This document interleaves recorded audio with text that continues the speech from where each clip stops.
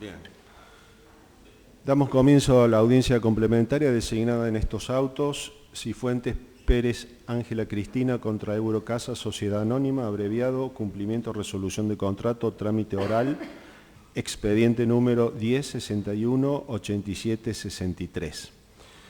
Se encuentra presente de manera virtual la señora Ángela Cristina Cifuentes Pérez, la parte actora, y el doctor Juan Ezequiel Vergara. La doctora... Postiguillo no tiene participación. No tiene. Bien. Por la parte demandada se encuentra presente su apoderada, doctora Daniela Fernanda Nan. Sí. Bien. Y por la Fiscalía Civil y Comercial de Conciliación y Familia, la doctora Consuelo Sarfiel. Bueno, vamos a dar comienzo a la audiencia. ¿Qué temperamento va a tomar, doctor, con respecto al interrogatorio de la demandada? ¿Lo va a insistir o podemos insistirlo porque justamente conversamos y me decía que también ella lo iba a insistir, entonces en ese caso... Bien, también Desisto, sí. Bien. Bueno, entonces pasamos a los... ¿Tiene testigos usted para...? ¿No? No tiene testigos. ¿Usted, doctora? No. Tampoco. Bien. Entonces, no habiendo prueba testimonial que recepcionar, pasamos directamente a alegar sobre el mérito de la prueba. Perfecto. Le concedo la palabra, doctor. Bien. Bueno, el caso está detallado en la demanda en cuanto a los hechos. Voy a tratar de resumirlo muy brevemente para que se entienda.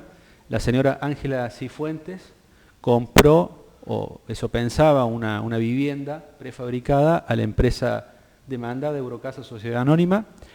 Básicamente esta empresa ofrece construcción en seco y la publicidad y las tratativas y todo lo que se discutía justamente trataba de una empresa que rápidamente, en 30 días, le daba la casa, una casa de tipo, repito, de construcción en seco, lo cual genera, o su principal ventaja es la velocidad, y además ofrecía un sistema de un supuesto financiamiento, con lo cual parecía muy ventajoso para una persona como la consumidora, que en ese momento estaba alquilando y que veía la forma de salir de esa situación de inquilinato y pasar a ser propietaria rápidamente, aprovechando un terreno que previamente había adquirido. En principio parecía una operación bastante clara por cómo se le ofrecían los vendedores que fueron cambiando todo el tiempo, personas que luego fueron presentándose de otras formas y en las más variadas circunstancias y comunicaciones. Todo eso se detalla en la demanda, pero en definitiva, luego de los pagos, que para resumir es un monto aproximado de 700.000 pesos a septiembre del año 2017, la empresa cambia totalmente la forma de trabajar con este cliente y el cliente se convierte en un rehén. Deja de ser cliente para ser una persona a la cual no se le contesta, no se le atiende, no se le cumple, y toda esta situación se va prolongando durante 6 años, hasta la fecha de hoy. Es decir, la demandante Ángela, cuando empezó, era una consumidora, hoy es una consumidora calificada, digamos, porque se recibió de abogada en el transcurso de esperar esa casa, como para dimensionar el tiempo que ha pasado en el incumplimiento de parte de la empresa. ¿Y por qué digo que los clientes pasan de clientes a rehenes? Porque justamente como la empresa ya cobró, ahí empieza toda esta vuelta, todos estos obstáculos que se presentan respecto de que no cumplió con cuestiones del crédito, que no cumplió con cuestiones de garantía, cuestiones de la platea. Mi cliente cumplió absolutamente con todo lo que era el contrato en un inicio y lo que se le prometía de parte de los vendedores. Y es la empresa la que luego presentó toda una serie de obstáculos y desde la operatoria normal, que cualquier letrado sabe, el crédito primero se aprueba y después uno va y compra la casa. Entonces, si la empresa fundamentalmente tenía en miras toda esta serie de cuestiones que después aparecieron, debería haber primeramente constatado todas esas cuestiones y luego permitir que la clienta haga los respectivos pagos. Evidentemente, la operatoria de esta empresa quedó demostrado que no es construir casas. La operatoria de esta empresa es financiera, es decir, ingresan pagos, luego no hace ninguna casa o hace alguna de vez en cuando como para mantener un poco la ilusión de ser una constructora y se aprovecha de que este es el país más inflacionario del mundo para lucrar con todos esos depósitos y después pretende devolver el mismo monto originario tratando de que pase la mayor cantidad de tiempo posible hasta cumplir con lo que realmente tiene que devolver. Tiene, por supuesto, una cláusula completamente abusiva y que pido que así se declare en el contrato, en donde dice que si el consumidor no cumple con alguna de estas cláusulas abusivas, todo ese dinero queda a cuenta de la empresa.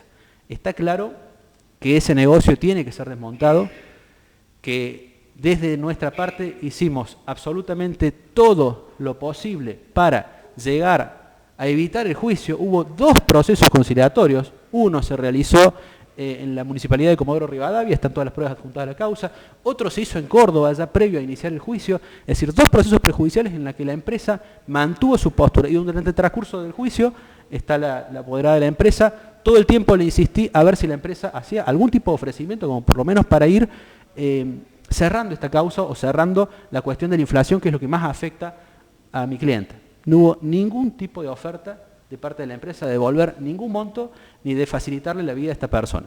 Con lo cual, parece bastante claro, y evaluando la prueba, que son 2 procesos conciliatorios completos, en donde también ahí se adjuntó toda la prueba, más toda la comunicación entre empresa y consumidora, de la cual la empresa demandada no ofreció ninguna versión. Es decir, toda la versión está puesta por el lado de la consumidora, documental, mensaje de WhatsApp, mails, etc. La empresa no ofreció nada respecto de la comunicación, con lo cual queda claro que la versión de la consumidora es la única cierta y real, además de que la empresa por ley está obligada a ofrecer esta prueba, que no la ofreció por la Ley de Defensa del Consumidor, el artículo 53, y además las cartas de documento, que ya son absolutamente innegables y ofrecidas por la propia empresa de todos estos reclamos permanentes de parte de la consumidora para que se le devuelva el dinero, para que se le cumpla con el contrato al principio y para que se devuelva el dinero después. Con lo cual, los rubros que se reclaman son bastante claros. No estamos reclamando ninguna cuestión de difícil comprensión, ni inventada, es una cuestión muy simple, son 3 rubros. En primer lugar, el daño patrimonial, la devolución de lo que el consumidor pagó. Repito, a septiembre de 2017, casi 700.000 pesos, desde la fecha de sus pagos. ¿Cómo se va a actualizar eso? Lo dejamos a criterio de su señoría, pero está claro que no puede no actualizarse. Devolver el valor nominal, como pretende la empresa, sería ridículo en esta economía de este país. Las opciones que hay son el propio contrato de la empresa, que remite al índice de la construcción, eso sería lo más desfavorable para la propia empresa. Otra opción, el interés judicial más tasa pasiva, que ya hay juzgados como el del doctor Uruera, que está aplicando el 8% mensual, entonces tasa pasiva más 8%, podría ser una solución, o lo que se estime conveniente, o bien lo que nosotros proponemos, que es el índice SER, coeficiente de estabilización de referencia, que es a su vez el que usa el INDEC y el que nos parece el más justo y razonable, de nuevo, en esta economía, lo cual de ninguna manera afecta el principio de la no indexación o prohibición de la indexación, sino que por el contrario cubre al consumidor frente a esta maniobra que roza el delito de estafa respecto de la no devolución y el lucro con ese importe. En segundo lugar, y el rubro más importante, es el castigo por el daño punitivo. Esto es una sanción prevista específicamente en la ley para conductas desleales por parte de la empresa. Hemos visto y hemos acompañado al expediente innumerables precedentes judiciales donde la empresa hace lo mismo.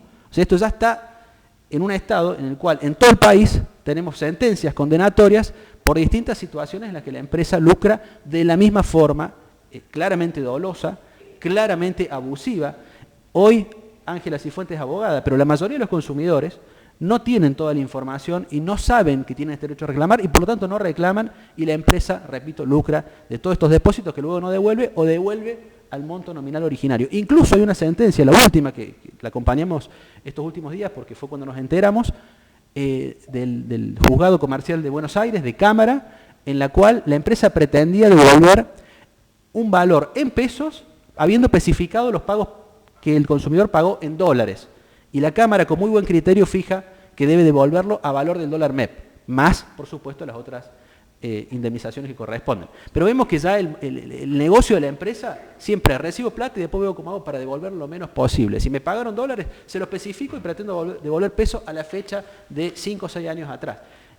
Esta estrategia tiene que ser demolida por la justicia, tiene que quedar claro, la sentencia tiene que ser publicada. Si Eurocasa es una empresa constructora y se dedica a la construcción y hace buenas casas, perfecto, que siga en el mercado. Pero estos negocios financieros se tienen que terminar. No puede la empresa lucrar de la gente y específicamente con algo tan importante como la vivienda y el hecho de las casas prefabricadas y toda esta ilusión que se lo genera. Y entonces cuantifico el daño punitivo, pedimos a fecha de hoy 21 canastas básicas, Hogar 3, que es la nueva forma en la que la Ley de Defensa del Consumidor cuantifica el daño punitivo, según el artículo 47 y 52 bis, con lo cual ese es el monto que debería figurar en la sentencia. Al momento del pago se hará efectiva esa cuantificación. 21 canastas básicas hoy son un porcentaje ínfimo respecto del máximo total de la ley, que son 2.100 canastas básicas. Es decir, sobre esas 2.100 nosotros pedimos un 1% de ese monto en concepto de daño punitivo para que esta empresa deje de hacer en todo el país lo que viene haciendo y se la viene condenando. Incluso muchas de las demandas ni siquiera tenían el rubro daño punitivo, probablemente por desconocimiento de los colegas de que este rubro es la forma ejemplar de poner fin a este tipo de situaciones. Y pasamos al otro rubro claro, que es daño moral, y que tiene que ver justamente con que se ha jugado con la ilusión de la casa propia. Toda la modalidad apunta a perjudicar. Hay una descripción muy minuciosa de cómo se dio esto. La consumidora contrató en julio para pasar la Navidad en esta nueva casa. Sobrado tiempo, 30 días, pago en julio, iba a estar tranquilamente en la Navidad en una nueva casa y iba a dejar de ser inquilina. De ningún modo pasó así.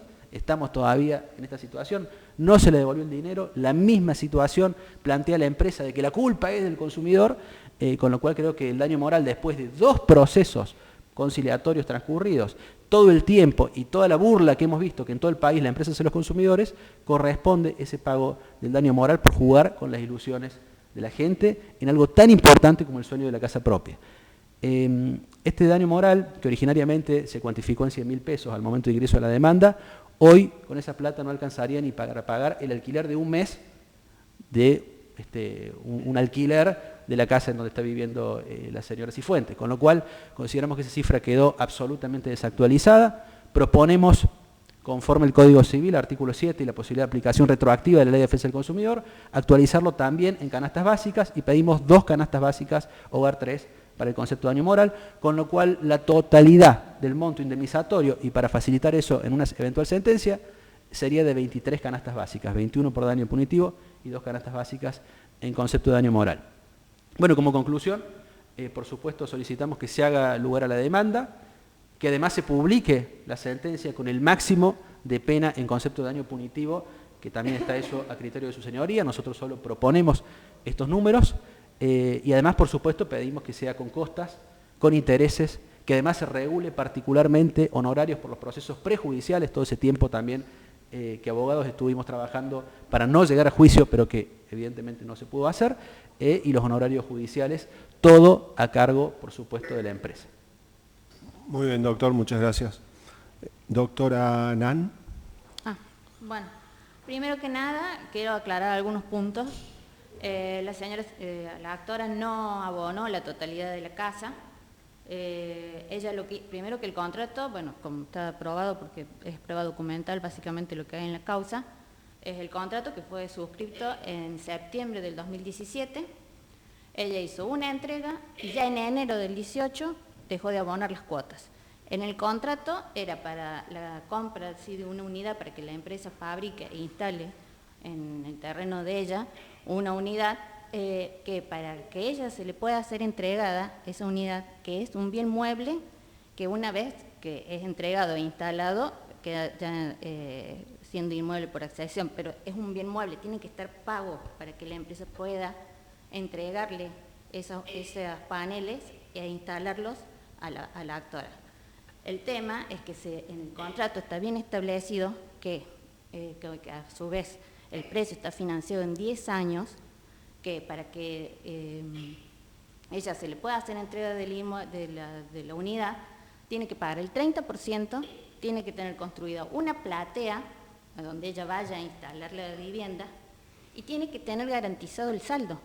No hay forma de que se le pueda entregar con lo costoso que es una unidad, una vivienda, y ella no tener garantizado el pago por 10 años. Eso no hay ninguna empresa en el país, no hay ninguna institución que te entregue una vivienda y no tenga forma de que vos no se pueda garantizar el pago. No hay forma. Esto se le explicó, ella lo sabía, ella lo reconoce en la demanda, o sea, reconoce que ella estaba en conocimiento de que se hacía la operatoria y sin embargo hizo la entrega, en enero no pagó ninguna cuota más, La empresa la intimó a que continuara pagando las cuotas y allí ella entonces comienza con los reclamos de que quiere la casa. Ni siquiera tenía puesta ni la platea, no garantizó el saldo, no tenía garantías. En la misma demanda ustedes manifiestan, la parte actora manifiesta que tuvo muchas conversaciones con la empresa, que la empresa le dio muchas oportunidades. La empresa la empresa construye casas y quiere que se le entregue las casas a los clientes y esa es la ganancia, no es quedarse con una entrega. Entonces siempre se trata de que el contrato subsista, de que el cliente se vaya con la vivienda. La señora nunca rescindió contrato y la empresa siempre ha bregado por que ella pueda continuar pagando o garantizando el saldo para que pueda tener así la vivienda. Lo que pasa es que ella durante todo este tiempo nunca lo hizo y es más, para que se vea más o menos la intención de la parte actora, hay una carta que la misma actora envía a la empresa, que incluso fue ofrecida por ellos, en donde ella pretende que la empresa le envíe la casa, le pague el traslado y no le pida ninguna garantía por el saldo a pagar en 10 años. O sea, ahí, y a todo esto ni siquiera ella tenía puesto una platea en donde supuestamente tenía que estar instalada la casa. En realidad todo esto lo que demuestra es que ella no estaba en condiciones de cumplir y solamente lo único que estaba pretendiendo es sacar un provecho de todo esto. En cuanto a el tema de la entrega, ella nunca rescindió contrato, es verdad que hay una cláusula penal, la empresa sí tuvo gastos, incluso un vendedor tuvo que ir, o sea, cuando ella firmó el contrato, ella vive en el sur, un vendedor de la empresa viajó hasta el sur para llevarle el contrato, para que lo viera, para hacérselo firmar, todos esos gastos corrieron por cargo de la empresa. En cuanto al daño moral, no está acreditado, no hay ninguna prueba con respecto de que haya sufrido algún daño moral, tampoco es el momento de, ya está trabada la litis, como para aumentar montos y demás. Y en cuanto al daño punitivo, es una sanción, bueno, de carácter muy estrictiva. La empresa, los fallos que el doctor ha mencionado, acompañado, la empresa construye o entrega cerca de 100 viviendas al mes. Puede llegar a tener algunas demandas, son menos del 0,1%, y es más, las mismas que él ha presentado son todos juicios que se han conciliado, que son 4. Y es la que menciona de Buenos Aires, es simplemente por una cuestión procesal, porque quedó rebelde la empresa por la distancia, pero incluso ni siquiera está firme el fallo. Yo lo aclaro para que se tenga en cuenta que acá no es una modalidad financiera, la empresa no gana con quedarse con... La empresa lo que gana es con que se le venda la casa, se le instale la casa y ese cliente pague durante todos esos años lo que se comprometió. Y es a eso lo que se brega. Así que, y no nos hemos puesto de acuerdo porque, bueno, el doctor, no hay otras, es verdad, él está reclamando daño punitivo, daño moral, y no cede, digamos, en sus pretensiones. Siempre para un acuerdo hay que ceder. Nosotros tampoco podemos pagar un daño punitivo del cual todavía no se ha condenado y sería también como asumir una conducta que no se tiene. Nosotros pedimos el rechazo de la demanda. Muy bien, gracias doctora. Doctora Sarfi. Bueno, buen día a todos. Voy a tratar de ser breve y voy a procurar expresarme en un lenguaje claro, fundamentalmente para, más allá de que ha manifestado su apoderado, que la señora es colega, voy a tratar de pronunciarme igualmente en un lenguaje más claro, dadas las particularidades que tienen este tipo de procesos, ¿verdad? Bueno, la primera cuestión a dilucidar es si estamos en presencia o no de una relación de consumo en esta causa.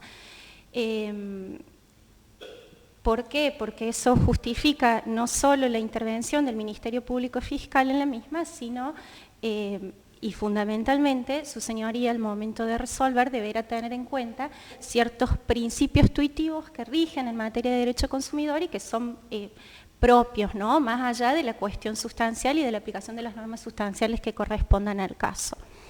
En tal sentido, conforme puede intuirse de lo ya dictaminado en oportunidad de pronunciarnos sobre el planteo de inconstitucionalidad realizado por la parte demandada, sin lugar a dudas, a criterio del Ministerio Público Fiscal que represento, estamos en presencia de una relación de consumo. Es más, ya con el texto originario de la ley 24240, a través de su decreto reglamentario, no cabía ninguna duda que la cuestión relativa a la venta de viviendas prefabricadas engarzaba en el ámbito protectorio previsto por la Ley de Defensa del Consumidor, con más razón ahora, momento en el cual la normativa vigente es inclusive de mayor amplitud, ¿no? Más allá de esta cuestión objetiva, desde el punto de vista subjetivo, no tengo ninguna duda de que es aplicable el marco protectorio en razón de que la actora reviste claramente el rol de consumidora, mientras que la demandada el rol de proveedora en los términos 1 y 2 de la Ley de Defensa del Consumidor, y se presenta claramente una relación de consumo en los términos del artículo 1092 y siguientes del Código Civil y Comercial de la Nación. Sentada esta base, entonces, entiendo que al momento de resolver deben tenerse en cuenta, reitero, los principios tuitivos que rigen en materia consumeril, particularmente en la presente causa. Entiendo deberá tenerse en consideración el principio o la norma hermenéutica o de ponderación, en virtud de la cual, ante la duda, debe estarse la interpretación que resulte más favorable al consumidor, como así también demás normas especialmente vinculadas al deber de información que rige sobre el proveedor,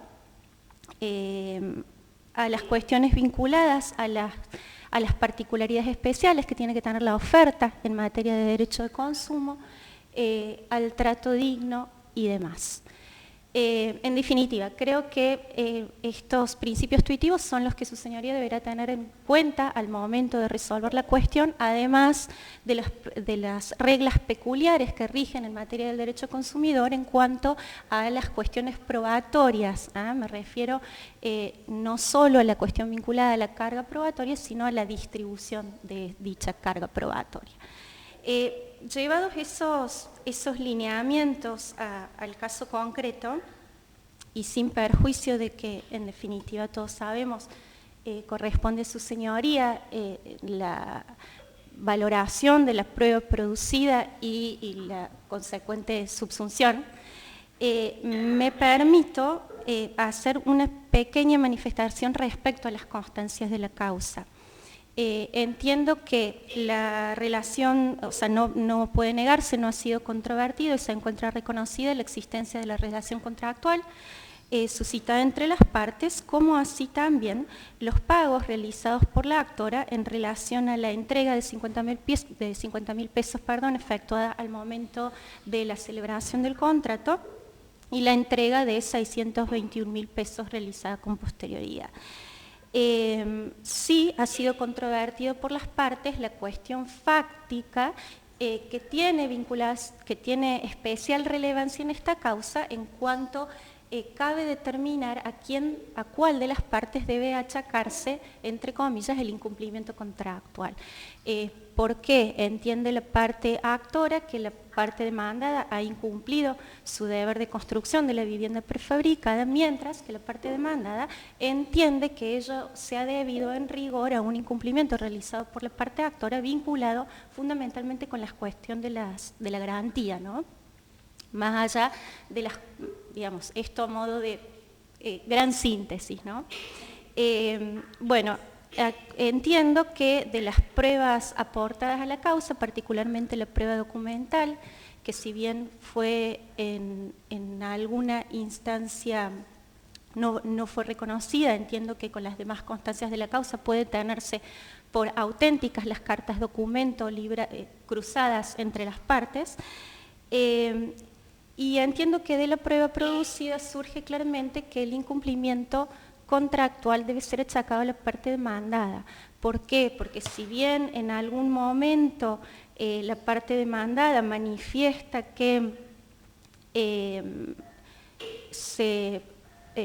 las garantías aportadas por la parte actora no resultarían suficientes, entiendo que esa manifestación hecha mediante carta documento no es más que una suerte de reacción tardía a la intimación efectuada previamente por la parte actora, en el sentido de pretender el cumplimiento del contrato, por cuanto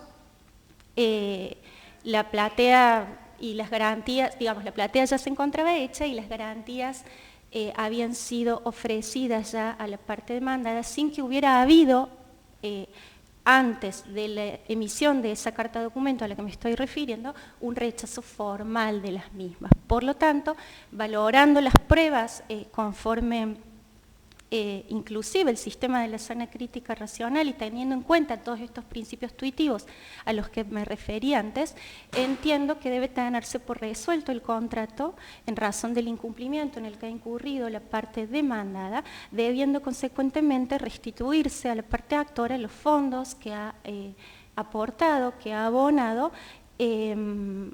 por supuesto, con el criterio de actualización que su señoría determine correcto.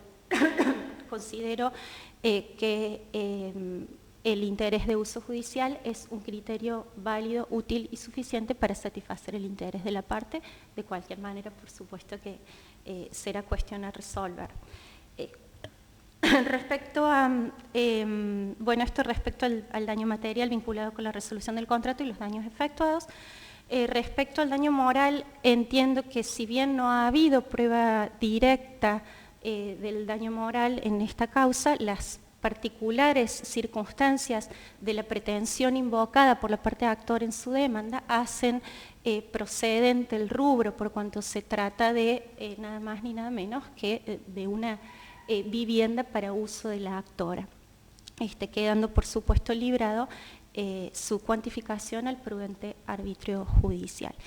Y en cuanto al daño punitivo, entiendo que se encontrarían en principio reunidos los presupuestos objetivos y subjetivos para su procedencia, conforme surge fundamentalmente de la actitud asumida por la proveedora en la causa, no solo en la causa, sino fundamentalmente a través de todo el íter contractual y postcontractual, por lo cual estimo que su procedencia luce adecuada, quedando por supuesto reservada la cuantificación a lo que su señoría determine.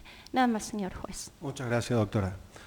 Bien, no habiendo para más, damos por concluido el debate, dictando el decreto de autos para resolver en definitiva, quedando todas las partes notificadas en este acto. Las condiciones tributarias de los doctores. Monotributista. Los dos monotributistas. En estéreo salió. ¿Cómo? En estéreo salió. Ah, sí. Bueno, perfecto. Queda constancia en el registro fílmico. Bueno, eso es todo. Muchas gracias por su presencia. Hasta luego. Hasta luego, señora Cifuentes. Mucho gusto.